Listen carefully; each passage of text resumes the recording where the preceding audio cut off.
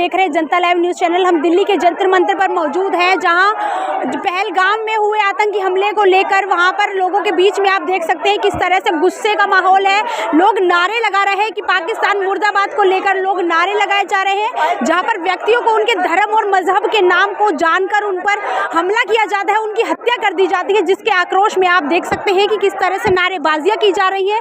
लोगों का जो गुस्सा है वो साफ तौर पर देखा जा रहा है। पाकिस्तान मुर्दाबाद के नारे लगाए जा रहे हैं। इसी बीच हम मौजूद हैं, लोगों से बात करेंगे कि पाकिस्तान मुर्दाबाद के जिस तरह से वो नारे लगा रहे हैं उनकी क्या प्रतिक्रिया है इस हमले पर, जिसको लेकर आज हम बातचीत करेंगे। पहलगाम का जो हमला हुआ है, पहलगाम के हमले पर कहीं ना कहीं टारगेट बनाया जा रहा है हिंदुओं को, यानी उनके कपड़े उतरवाए जा रहे हैं, उनका मजहब पूछा जा रहा है और फिर उन्हें गोली मारी जा रही है। इस पर आप क्या कहेंगे सर? मैडम देखिए, वो है सरहद के नज़दीक, वो मैं कह रहा हूँ आप बांग्लादेश देख लो, बंगाल देख लो, सरहद देख लो या कहीं भी देख लो, सिर्फ हिंदू टारगेट है इन मुसलमानों का।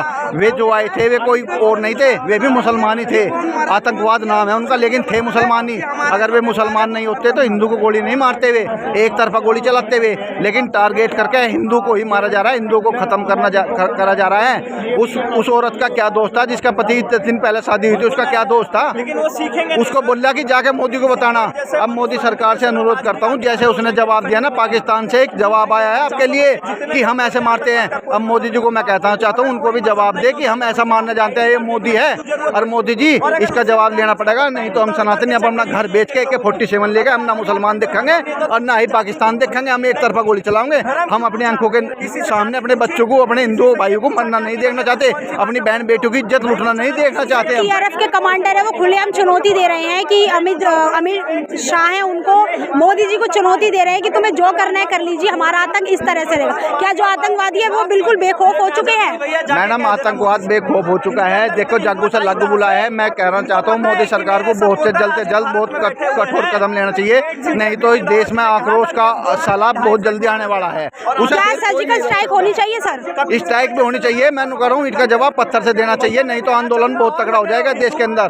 क्या लगता है पाकिस्तान को मुंह तोड़ जवाब कब देगी सरकार? मुंह तोड़ जवाब बहुत जल्द दिया जाएगा। मोदी सरकार ऐसा नहीं है कि इतनी नजदीक से बैठी, वो मोदी सरकार वहाँ से आ चुकी है और बहुत ही जल्दी पाकिस्तान को बहुत तगड़ा जवाब दिया जाएगा। सर पहलगाम में जो हमला हुआ उसके बाद क्या आपको लगता है कि अब हिंदुओं का एकजुट होने का समय आ गया है, हिंदू को जागना चाहिए? नहीं होगा।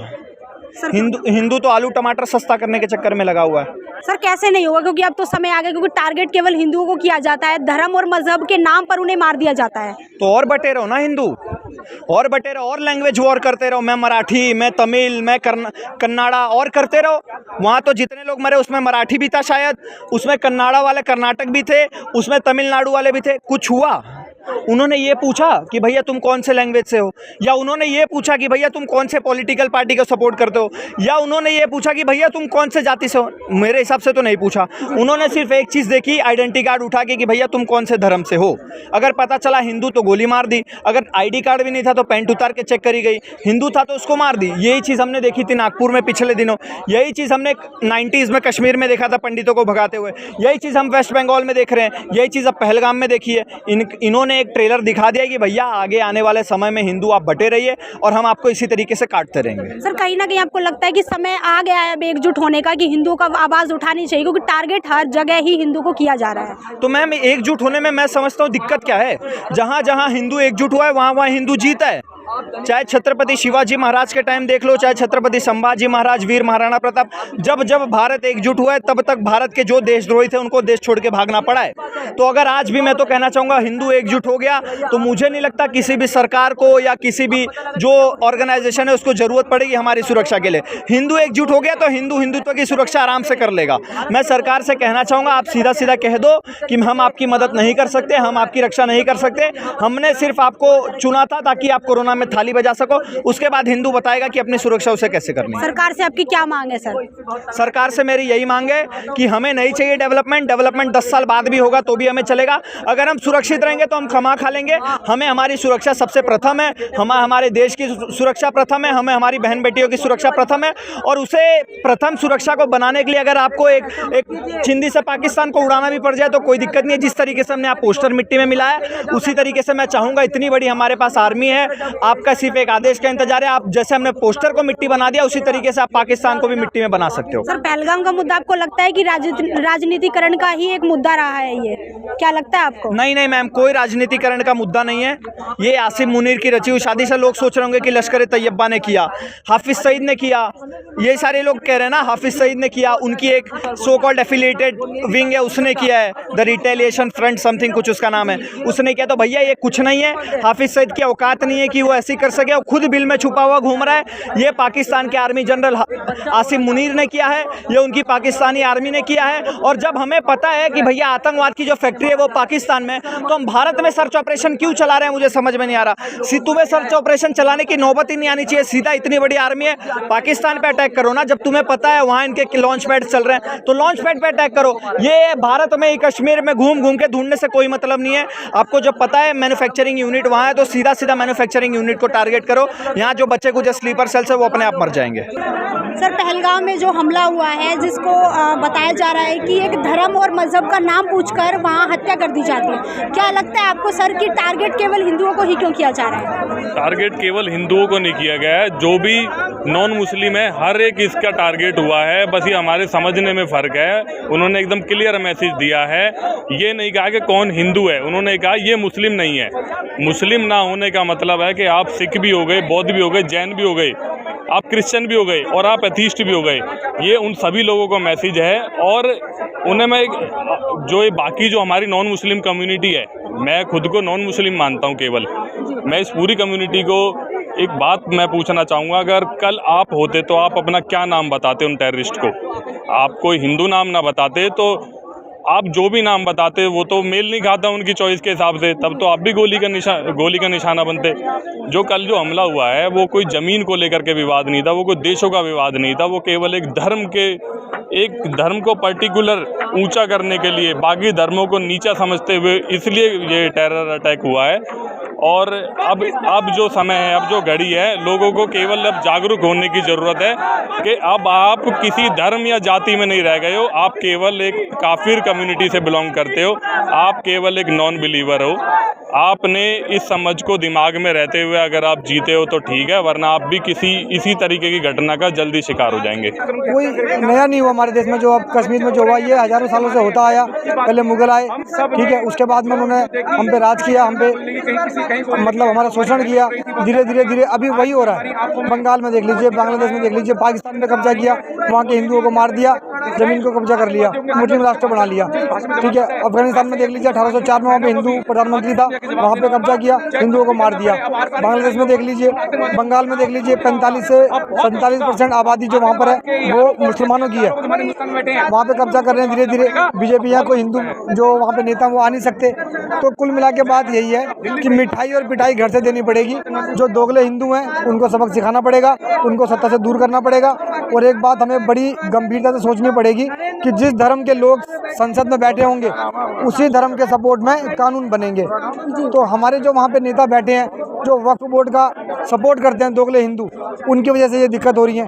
अगर क्योंकि पूरी दुनिया में एक सनातन धर्म ही ऐसा ही है जो पूरे विश्व के लोगों को अपना भाई बहन परिवार मानता है। दुनिया में 2 ही किताबें हैं जो बाकी सबको नीचा और खुद को ऊंचा मानती हैं, एक है कुरान और एक दूसरी है उसमें बाइबल। बाइबल की अभी चलिए बात छोड़िए, अब कुरान पे आ जाइए। कुरान में साफ साफ लिखा है, हर मस्जिद में हर दरगाह में यही पढ़ाया जाता है। मदरसों में क्या किया जाता है? बच्चों को ट्रेन किया जाता है, आतंकवादी बनाया जाता है। कुरान के फॉलोअर्स खुद बताते हैं, जो इस्लाम को मानने वाले हैं वो खुद बताते हैं, चाहे वो भारत के हों, पाकिस्तान के हों, बांग्लादेश के हों, वो खुद बोलते हैं कि हम जिहाद करेंगे। 155 से ज़्यादा आतंकवादी संगठन है, वो सब कुरान के फॉलोवर हैं, अल्लाह को मानने वाले हैं। तो कोई ये कहता है कि आतंकवादी का धर्म नहीं होता, पर हर आतंकवादी मुसलमान क्यों होता है? वो जब हमला करता है तो अल्लाह अकबर नारे तकबीर का नारा क्यों लगाता है? उसको श्री राम से क्यों नफरत है? उसको गैर मुस्लिमों से क्यों नफरत है? क्योंकि इनको बचपन से ही मानसिक रूप से तैयार किया जाता है। छोटे छोटे बच्चों को चुरा लिया जाता है, उनको मदरसे में भेजा जाता है, उनके नाम से फंडिंग गवर्नमेंट करती है, फिर उन्हीं को आतंकवादी बनाया जाता है। तो कुल मिला के जहाँ तक मैं समझता हूँ और मेरे मानने जो है, ज़्यादातर लोग मुझसे सहमत भी होंगे कि आतंकवादी का धर्म होता है और सिर्फ इस्लाम होता है। कि एक आतंकवादी ने कुछ धर्म और मजहब के आधार पर वहाँ हत्या कर दी, निर्मम हत्या, तो इस पर आप क्या कहना चाहेंगे? देखो, ये कुछ भी नहीं है, एक भ्रम फैलाया जा रहा है पूरे देश में।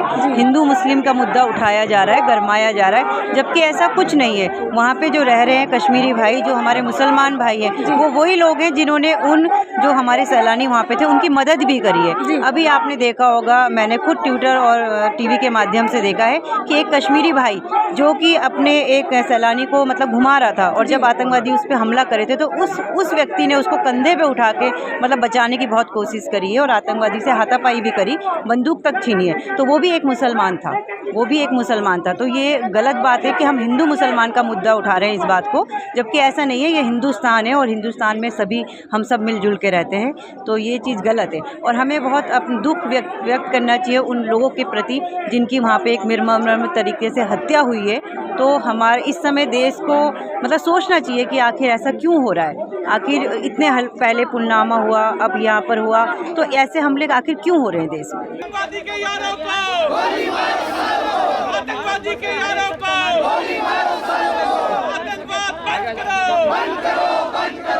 आप देख सकते हैं दिल्ली के जंतर मंतर पर किस तरह से कैंडल मार्च निकाली जा रही है। जो लोगों की मृत्यु हो गई उन्हें भावपूर्ण श्रद्धांजलि दी जा रही है।